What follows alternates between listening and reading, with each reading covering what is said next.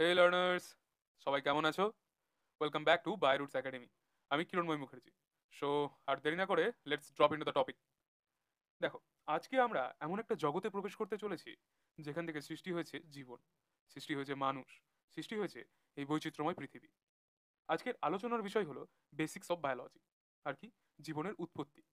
এছাড়া জীবন বিজ্ঞানের কিছু গুরুত্বপূর্ণ শাখা, আরও কিছু গুরুত্বপূর্ণ বিজ্ঞানীর নাম যারা আমাদেরকে এই জীববিদ্যা সাবজেক্টটিকে দেখার দৃষ্টিভঙ্গি পাল্টে দিয়েছে।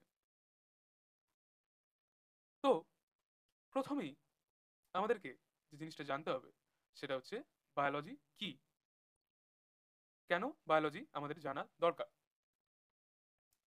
সো তোমাদেরকে একটা কথা বলি, এই যে বায়োলজি, এই বায়োলজি শব্দটা এসেছে দুটো শব্দ থেকে।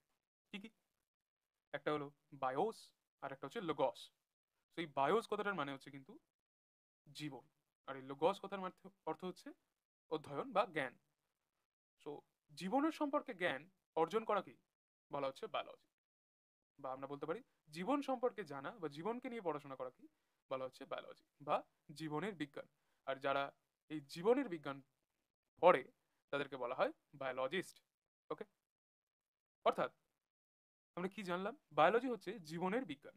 কিন্তু শুধু জীবন সম্পর্কে জানাই নয়, জীবনের পেছনের গল্প, নিয়ম, লড়াই, অভিযোজন, মৃত্যু সবকিছু কিন্তু এর মধ্যে পড়ে।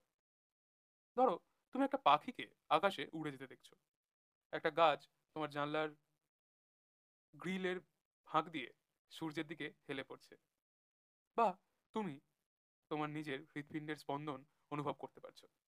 এই সবই কিন্তু বায়োলজির ভাষা। তাই জীবন কিভাবে কাজ করে, আর কেন কাজ করে, আর কিভাবে সেটা পরিবর্তিত হয়, সেটাই কিন্তু বায়োলজি শেখায়।